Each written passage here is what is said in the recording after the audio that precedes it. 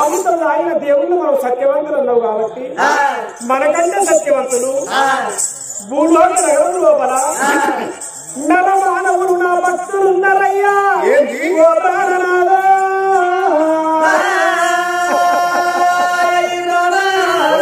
పార్వతి భూలోక నగరం లోపల నరమానవులంటే రోజుకు 99 అబద్ధాలు ఆడతారు, పూటకు పుట్టెడ అబద్ధాలు ఆడతారు, నోరు వెడితే 100 అబద్ధాలు ఆడతారు, పైసకు 10 అబద్ధాలు ఆడతారు. అదన మానవుల లేరే ఉన్నారయ్యా. లేరు అంటన్నా. నరమానవులు సత్యవంతులు దేవుళ్ళ కంటే నరమానవులు గొప్పవారు. నరమానవులు లేరు అంటన్నా. నా భక్తులు ఉన్నారయ్యా. గంట పట్టుకొని వంటశాలల్లో వంట వేసుకుంటే ఉండేదానివి. భక్తులు లేరంటే ఉన్నారంటున్నవే పార్వతమ్మ. 7 లక్షలమ్మ.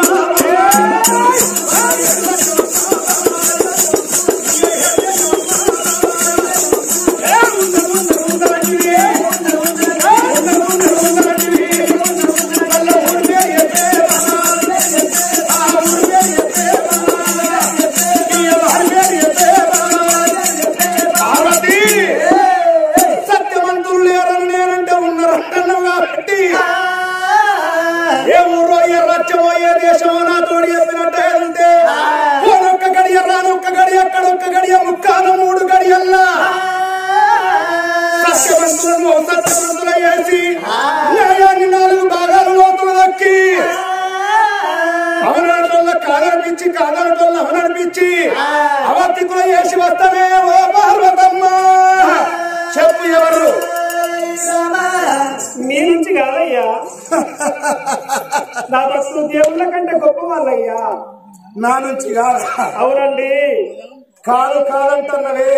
ఎవరని ఎప్పుడు తిరుగుతున్నావో? ఎవరు? భూలోక నగరం లోపల ఇక్కడికి దగ్గర బాగా 12 ఆడపిల్లలు సుమంతగిరి పట్టణం వెళ్తున్నాడు. రాజు సుమంత మహారాజు, అతని భార్య సుభద్రదేవి. వాళ్ళ గర్భంలో పుట్టింది ఒక్కగాను ఒక బిడ్డ, 7 ఏళ్ల బిడ్డ శివజ్యోతి. భర్త అంటే భర్త కన్నా నిన్న భార్య, భార్య అంటే వాళ్ళ గర్భాన పుట్టింది 7 ఏళ్ల బిడ్డ శివజ్యోతి. మహా గొప్ప సత్యవంతురాలు. అన్నమాట తప్పరు, అబద్ధవాడరు, లోపల తప్పరు, మరి లోపల మాట తప్పరు, అన్నమాట అగ్ని తప్పరు, శివుడు అన్నమాట చిత్తము తప్పరు. భార్య భర్తలు ఇద్దరు. ధర్మము గొప్పది, సత్యము గొప్పది, నీతి గొప్పదని సాటింపు ఎత్తున్నారు. ధర్మ గుణమును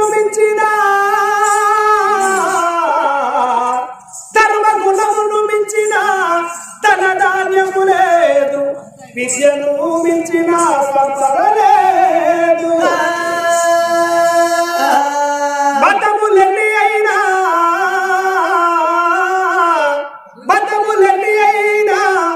మానవత్వం ఒకటే, భాషలెన్ని అయినా భావజాలం ఒకటి.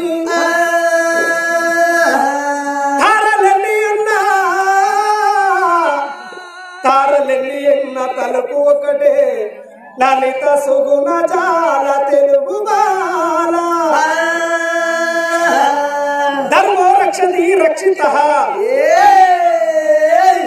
ధర్మాన్ని ఎవరు కాపాడతారు? ధర్మం అనేది మన కాపాడుతుంది. అవి సత్యవంతుల భక్తులు వాళ్ళ నోడి అధికారం కాదన్నది ఆ పార్వతమ్మ. సుమంత నగరమేలో సుమంత మహారాజు భార్య సుభద్రదేవి వాళ్ళ కన్న బిడ్డ శివజ్యోతి. తల్లితోని ముగ్గురు సత్యవంతులు సామాన్య తీరులు అన్నవు కాబట్టి వాళ్ళ దగ్గరికి పోయి నేను అబద్ధం ఆడించి వచ్చానంటే నువ్వు ఏమిటికి ఓడతావే పార్వతి?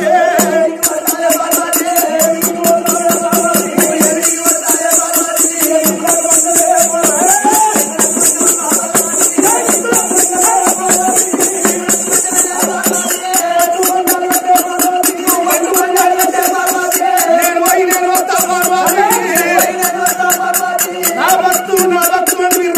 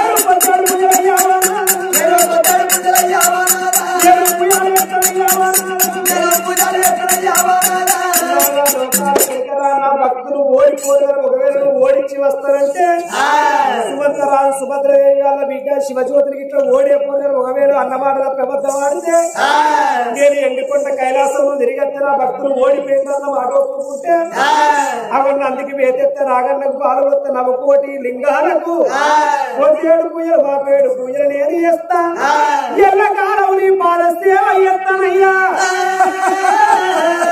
ఒకవేళ నా భక్తుడు సుమంతమారాజు సుభద్రదేవి వాళ్ళ బిడ్డ శివజ్యోతి వాళ్ళు అన్నమాట తప్పకపోతే అబద్ధం ఆడకపోతే నువ్వేమిటి కోరుకుంటావు, ఏమిటికి ఓడిపోతావు, నువ్వేం పని ఎత్తావో చెప్పు అన్నది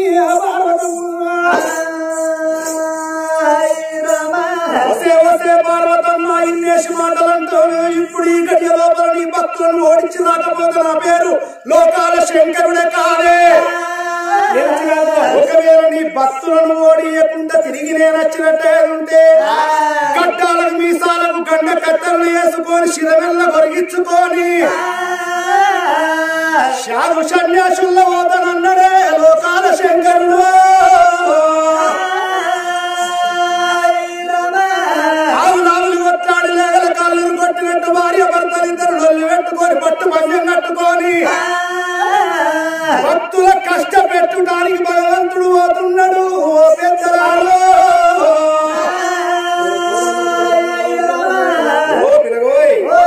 మరి కళాకారులకు ఛాయ్ వచ్చింది. ఛాయ్ తాగినాక ఇంత కథ చాలా కష్టమైన కథ ముంగట్టున్నది. ఇప్పుడే శంకరుడు భక్తుల దగ్గరికి వస్తున్నాడు. వాళ్ళని ఎన్ని బాధలు పెడతాడు, ఎన్ని కష్టాలు పెడతాడు అనేది ముంగట్టుంటది. ఎవరు పోతుండ్రి, ఎవరన్నా పోతే అమ్మలు గుమ్మలు సీని పోషమ్మ కాడి బొగ్గులే. ఎవరు పోతుండ్రి 5 నిమిషాలలో తాగుతాము. మరి పోలీస్ శాఖ వారు ఒకసారి వచ్చి ఛాయ్ తాగి పోదాలని మనవి. ఇందులో వచ్చేస్తా చూస్తూనే ఉండండి. MK TV YouTube MK TV ఒక్క కథలు ఇంటర్వెల్ అయితే షార్ట్ బ్రేక్. పట్టు పంజం కట్టుకొని భక్తులను కష్టపెట్టడానికి భగవంతుడు భూలోక నగరం పోతున్నాడే శివతంగవయ్య.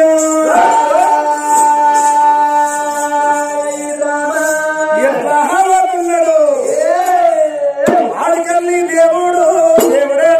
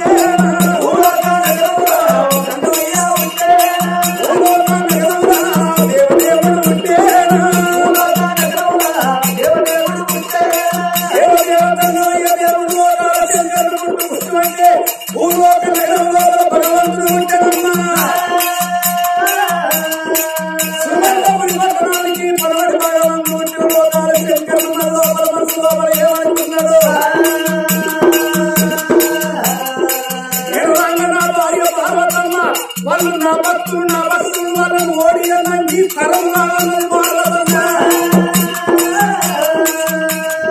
ఎంతటి సత్యవంతులో, ఎంతటి నీతిమంతులో, ఎంతటి నిజాయితీమంతులో ఒకసారి అరిసేపు అంజన వేసుకొని చూస్తానన్నాడు. ఆ దేవుడేమో దేవదేవ జంగమయ్య దేవుడు లోకాల శంకరుడు. మాటల గల్లోడు, మంత్రాల గల్లోడు, యంత్రాల గల్లోడు, చెట్ల క్రియల గల్లోడు దేవుడు. అరిచేతు లోపల అంజన వేసుకొని ఆ వచ్చేడు లోకాలు ఆడబోతున్నాడు భగవంతుడేమో. సుమంత నగరం లోపల సుమంత మహారాజు గురించి, సుభద్రదేవి గురించి, వాళ్ళు కన్న బిడ్డ గురించి అరిచేతు లోపల భగవంతుడు చూసుకున్న కళ్ళకు సుమంత మహారాజు నడుమూరు లోపల కచ్చిరి మీద కూర్చొని ఎడమకు ఎండి పోసుకొని పొడికి బంగారం పోసుకొని అడిగిన వారికి దానం అంటున్నాడు, అడగని వారికి దానం అంటున్నాడు. దాన ధర్మం లోపల తండ్రి పేరెళ్తున్నాడు సుమంత మహారాజు. ఎవరున్నాడంటే అతని భార్య మహా పన్నటువంటి పుణ్యాత్మురాలు 7 మేడల్లో ఉండి ఎండ వేటోళ్ళ నీడ విలిసి సల్ల బండవాలంటే మంచిలు ఇచ్చి ఎల్లగొడుతున్నది ఆ కన్న తల్లి. అడిగిన వారికి దానం అంటుంది, అడిగిన వారికి దానం అంటుంది. ఒళ్ళు చూసి వస్త్రాలు పాలదాగ పశువులంటే పాడి బర్ల దానం చేస్తున్నది. దాన ధర్మం లోపల కన్న తల్లి కూడా దాన్ని పేరెళ్ళుతున్నది. భార్య భర్తలిద్దరే దానం ఎత్తను ధర్మాలు చేస్తున్నారంటే వాళ్ళు కన్న బిడ్డ 7 ఏళ్ల పిల్ల శివజ్యోతి సర్వీయ బల్ల లోపల పేద విద్యార్థులకు పెన్నులు పుస్తకాలు పలకలు పలకాలు దానం చేస్తున్నది. మన ధర్మం లోపల తండ్రి పేరెళ్ళుతున్నారు. తల్లితోడి ముగ్గురు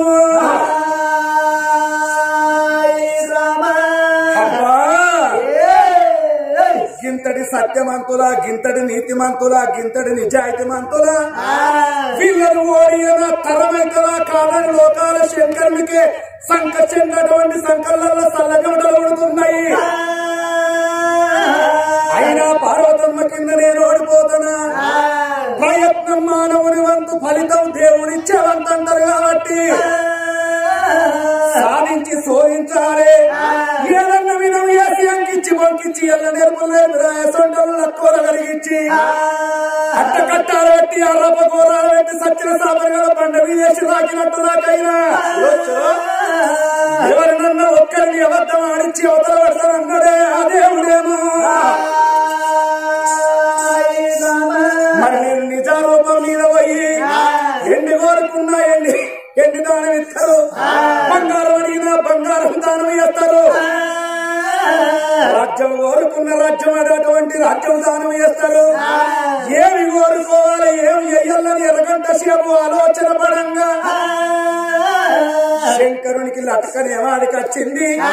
సుమంత మహారాజుకు ఒక్క అలవాటు ఉందని తోడు మనిషి లేని అన్నందినవాడు,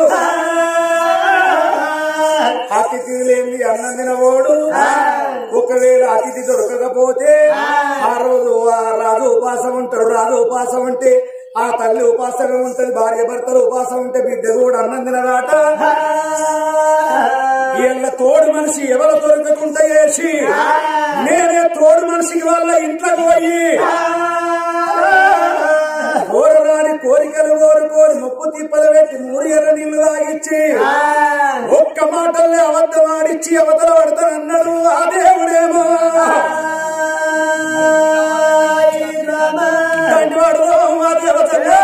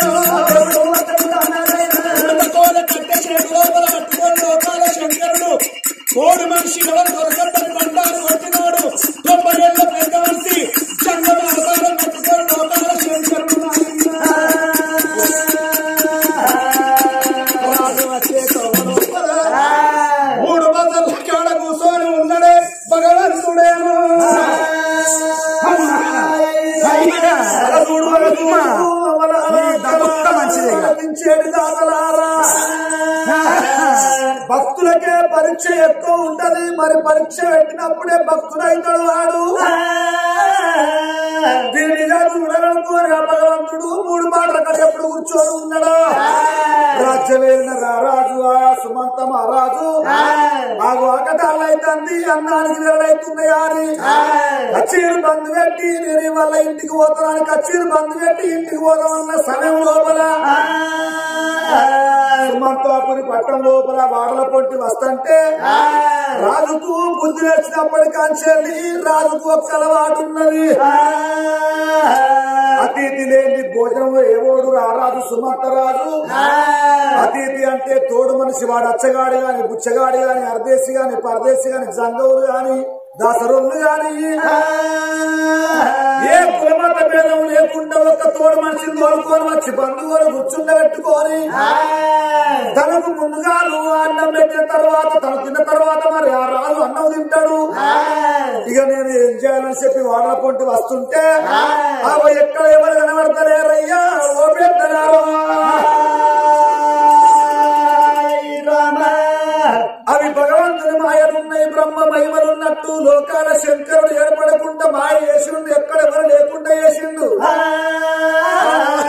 అంటే ఎక్కడో అక్కడనే ఉన్నారు గాని రాజుకు మాత్రం కనబడకుండా చేసిండు ఆ భగవంతుడు భగవంతుడు నడుచుకుంటే బాధలతో ఉండయి మనం నడుచుకుంటే మట్టి గోడ పెట్టలేము ఏర్పడకుండా సంగమయ్యే సంగతి అచ్చోట ఉన్నది 3 మాటల కాడ ఉన్నది హరి రామ రామ రామ రామ రామ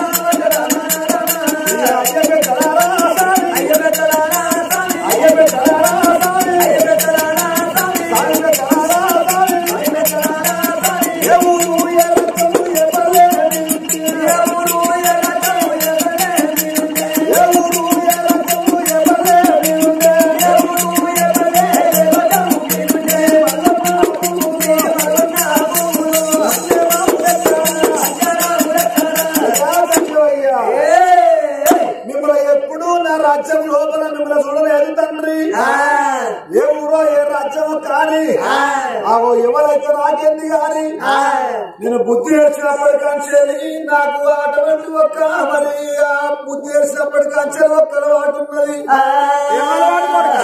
నాకు జ్ఞానం వచ్చిన కంచే తోడు మనిషి లేని అతిథి లేని అన్నం పోసేసడం కాదు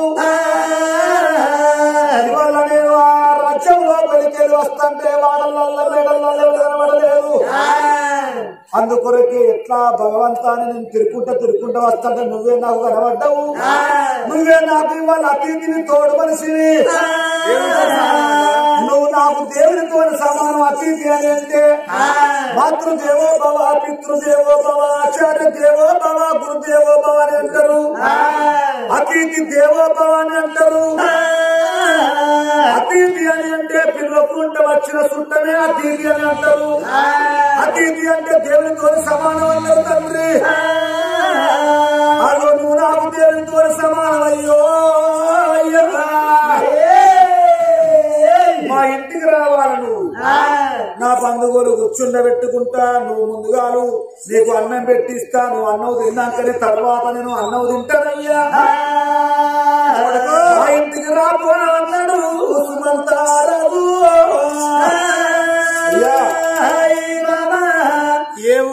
రాజ్యం అంటున్నావు. ఏ ఊరని చెప్పాలి, ఏ రాజ్యం అని చెప్పాలి. హరహర అంటే ఆకెడు, బుడబుడు అంటే బుక్కెడు, శివ శివ అంటే శిప్పడు. ఏడ పొద్దు కూకితే గాడ గా గుడి కనబడితే గుడి నా ఇల్లు. ఏడ ఉంటే ఆడనే కనబడితే బడ నీళ్ళు. ఏ ఊరు కనబడితే ఆ ఊళ్ళోనే నిద్ర ఎత్త కొడుక. ఊరు లేదు పల్లె లేదు, అయినా నీ ఇంటికి తీసుకుపోయి అన్నం పెడతానంటున్నావు. అన్నం పరబ్రహ్మ స్వరూపిని అంటారు. పిలిచినప్పుడు కాదనరాదు, కాలదన్నుకొని పోరాదు. అద్దామని మనసులున్నది కానీ నన్ను చూసినావురా. కుడికాల కుష్టాది, ఎడమ కాలమండే, ఈపు లోపల గూని, గూని మీద రాసపుండు, తల మీద మాదపుండు, ముక్కు గండమాల. కూసుంటే కుంచెడు పురుగులు రాలుతున్నాయి, నిలబడితే నిల్వని పురుగులు రాలుతున్నాయి.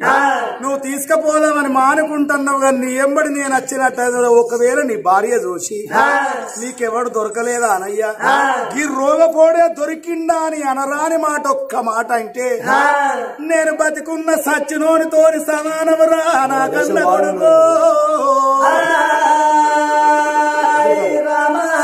నేను బాగా ఇజ్జద్దారిని, మాట అంటే బయటోని కాదు నేను. ఏ తల్లి దగ్గరికి అన్న పోయి అమ్మ నాకు ఒక్క పూట భోజనం పెట్టు అంటే నా ఇల్లే దొరికినాదిరా, ఇక్కడి నుంచి వెళ్ళిపోరా, నీ మీద ఆలిన ఈగలు మా మీద ఆలేదు ఉంటే మాకు రోగం వస్తుందని ఎల్లగొడతాను. ఏ తల్లి దగ్గరికి అన్న పోయి అమ్మ కొన్ని చెంబ నీళ్లు పోయి అంటే రోగపోడ ఎట్లా వచ్చినవరా మా ఇంటికని రాగోలలు బట్టి దొబ్బుతారు, చిల్లరాళ్ళ బట్టి కొట్టి ఎల్లగొడతాను. అయినా తీసుకుపోతానంటున్నావు. నేను మాట అంటే బయట ఉంది అది కూడా బాగా ఇజ్జతారు ఊపిదారిని. ఓ తండ్రి నువ్వు ఎందుకు బాధపడతాన్నవయ్యా, నా భార్య పరమతరతరాలు, నా భార్య మరి ఒక సుభద్రదేవి అంటే అన్నమాట తప్పది, అబద్ధం ఆడదయ్యా. కలలోపల కలవప్ప మది లోపల మాట తప్పది, నా భార్య సుభద్రదేవి. ఒకవేళ నుండి కోరి పోయినట్టయితే కన్న తండ్రి కన్నా ఎక్కువ చూసుకుంటది, తండ్రి తండ్రులు చూసుకుంటది. నువ్వు ఎన్ని రోజులు మా ఇంటికాడ ఉండబుద్ధి అయితే అన్ని రోజులే ఉండు. ఒకవేళ ఇట్లా ఆయుసు కూడా నువ్వు చచ్చిపోతే కన్న తండ్రులు నువ్వు ధర్మంగా దానం చేసుకుంటావయ్యా. భార్య గట ఉంటుంది కాదని చెప్పి ఇంటికి ఆ ముసలైన సంఘమైన తోలుకోవాలి. అప్పుడు ఇక్కడికి దగ్గర భవన